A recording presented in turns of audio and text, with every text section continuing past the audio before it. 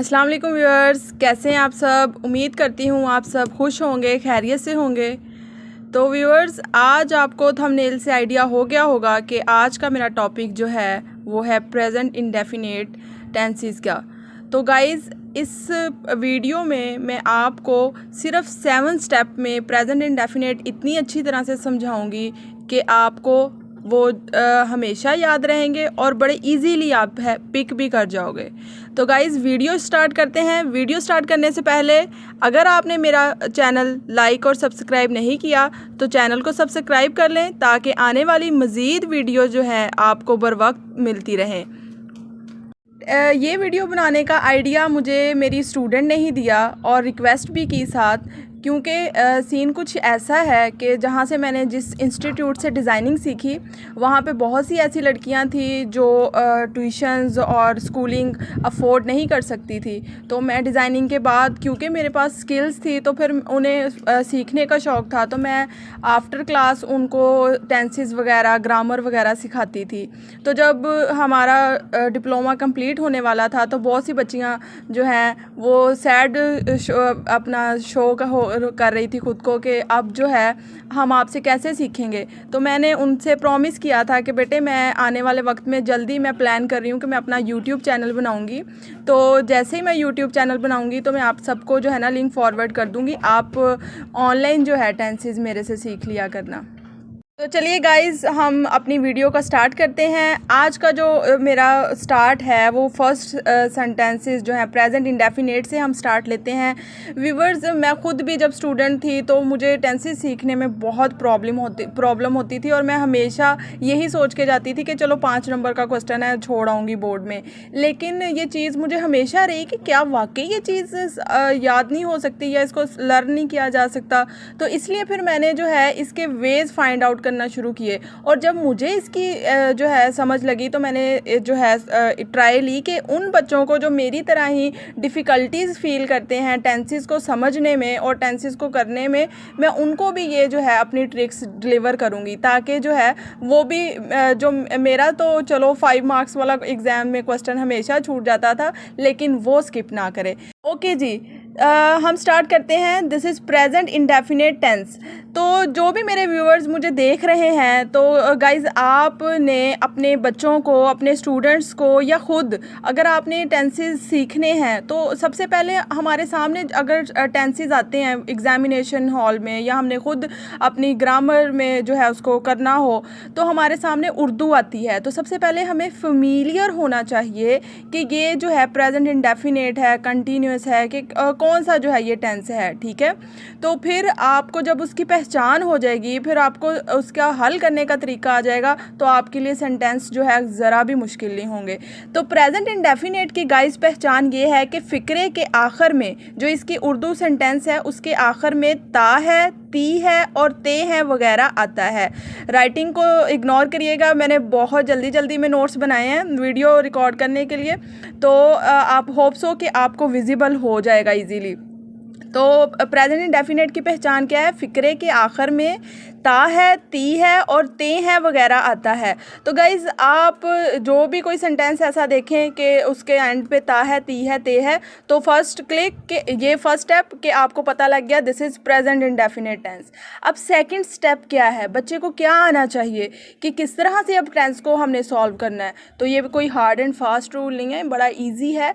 तो second step है हमारा subject plus verb plus object. अपने बच्चे को बताएं कि सेंटेंस जो आपने अब उर्दू को इंग्लिश में कन्वर्ट करना है तो 3 स्टेप्स जो हैं आपने लेने हैं प्रेजेंट इंडेफिनिट में, और वो 3 स्टेप क्या हैं?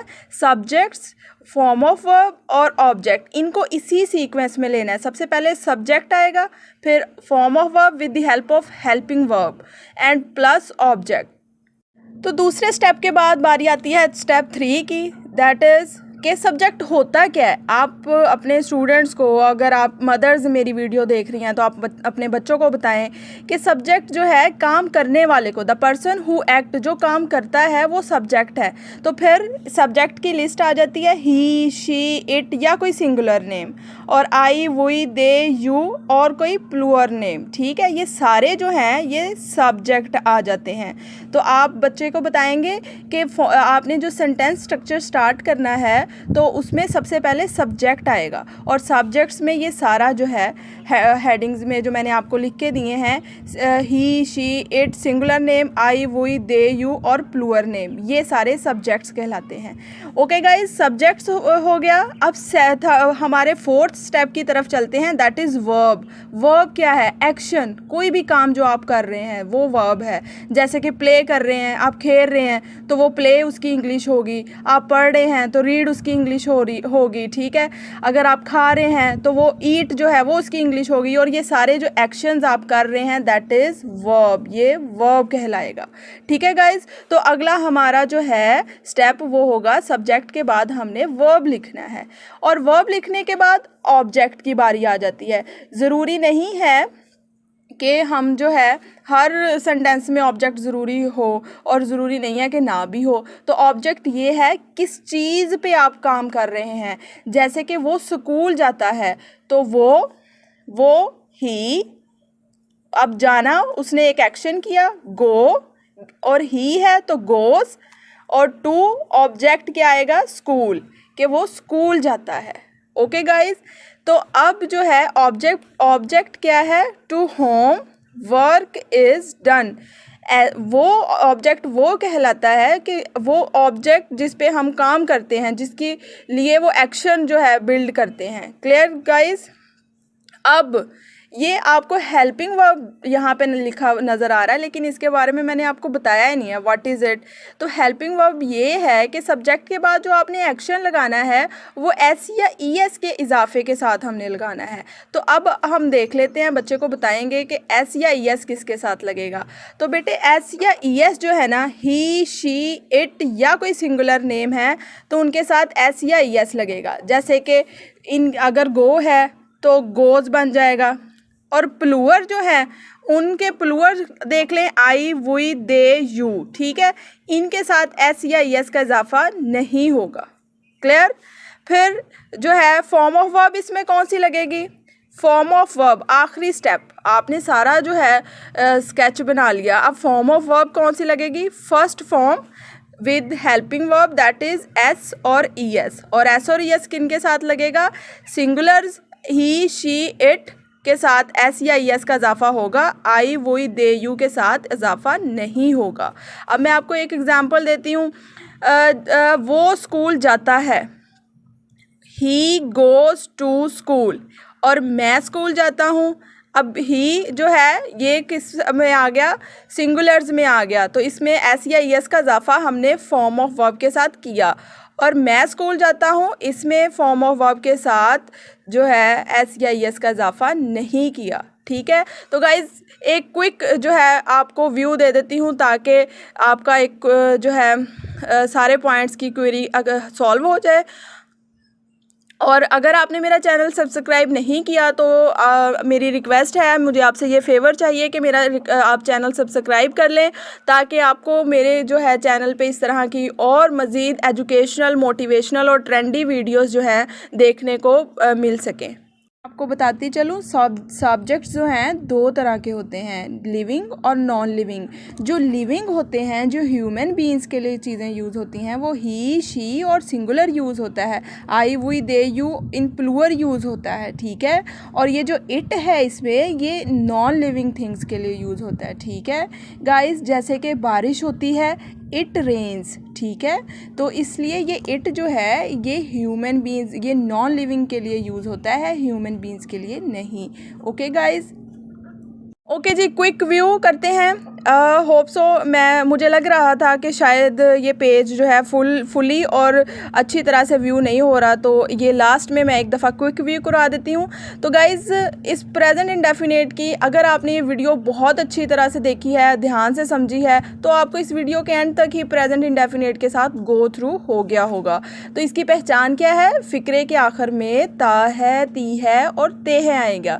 ठीक है गाइज़, मैं इसको स्पीडली इसलिए कर रही हूँ ताकि हमारी वीडियो ज़्यादा लंबी ना हो, आप लोग बोर ना हो। ठीक है, और फिर उसके बाद सेंटेंस स्ट्रक्चर जो है बनाया जाता है कि हमने सारी चीज़ें तो हैं, लेकिन इंग्रेडिएंट्स तो सारे आ जाते हैं, अब उन इंग्रेडिएंट्स को पुट कैसे करना है वो अब आपकी एफिशिएंसी है, और वो है सेंटेंस स्ट्रक्चर।